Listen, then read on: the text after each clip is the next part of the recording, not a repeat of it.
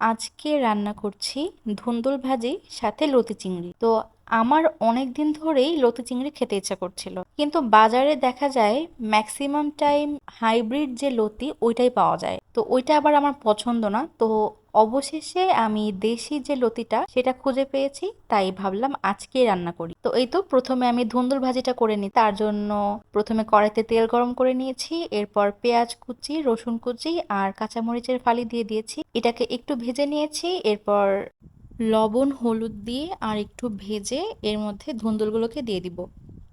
ধুন্দুল থেকে কিন্তু প্রচুর পানি বের হয়, যার কারণে ধুন্দুলে এক্সট্রা করে কোনো পানি দেওয়া লাগে না, কারণ ওই পানিতেই পুরো রান্নাটা কমপ্লিট হয়ে যায়।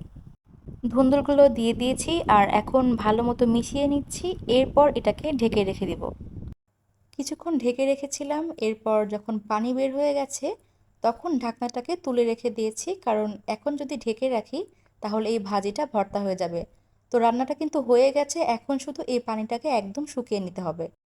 আমার ভাজি করা শেষ, এখন আমি লতি চিংড়ি রান্না করব। তো তার জন্য কড়াইতে তেল গরম করে নিয়েছি আর দিয়ে দিলাম বাটা মশলা। আমি নিয়েছি জিরা বাটা, পেঁয়াজ বাটা, রসুন বাটা এবং কাঁচামরিচ বাটা। তো মশলাটাকে দিয়ে একটু ভেজে নিচ্ছি আর এর মধ্যে দিয়ে দিচ্ছি হলুদ এবং লবণ, আর এরপরে চিংড়ি মাছগুলোকে দিয়ে দিব।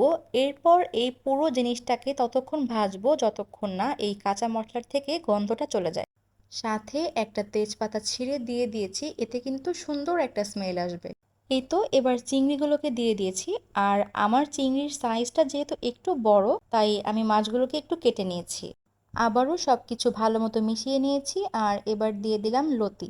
দেখা যায় মেয়েরা বিয়ের আগে বাবার বাড়িতে থাকতে খাওয়া দাওয়া নিয়ে অনেক বেশি ঝামেলা করে, কিন্তু এরপর যখন বিয়ে হয়ে যায় আর বাবার বাড়ি থেকে অনেক দূরে চলে যায় তখন আম্মুর হাতের ওই অপছন্দের খাবারগুলোকেই অনেক বেশি মিস করে। আমিও কিন্তু তেমনই একজন। আমার অনেক অপছন্দের খাবারের মধ্যে এই লতিও ছিল একটা, কিন্তু এখন কেন জানি ওইসব খাবারই আমার বেশি খেতে ইচ্ছা করে, যার কারণে আম্মুকে ফোন দিয়ে রেসিপি নিয়ে নিজেই রান্না করি। কারণ এখন তো আর আম্মুকে তেমন একটা কাছে পাই না, যার কারণে আম্মুকে বলতেও পারি না যে ওই খাবারগুলো রান্না করো। যাই হোক, রান্নায় ফিরে আসি। তো লতিটাকে দিয়ে ভালো মতো মিশিয়ে নিয়েছি আর এই পর্যায়ে দিয়ে দিচ্ছি নারকেলের দুধ। এখানে কিন্তু পানিও ব্যবহার করা যাবে, কিন্তু নারকেলের দুধ দিলে এটার টেস্ট অনেক বেশি বেড়ে যায়। তবে যেটাই ব্যবহার করি না কেন পরিমাণে কিন্তু অল্প নিতে হবে, কারণ লতি অল্প সময়ে সেদ্ধ হয়ে যায়। আর এই পর্যায়ে কিন্তু খুব বেশি নাড়াচাড়া করা যাবে না, এতে লতিগুলো একদম ভর্তা হয়ে যাবে। এখন এটাকে একটু মিশিয়ে নিয়ে ঢেকে রেখে দিব বেশ কিছুক্ষণ। আর এই পর্যায়ে চুলার আঁচটা থাকবে একদমই লোতে।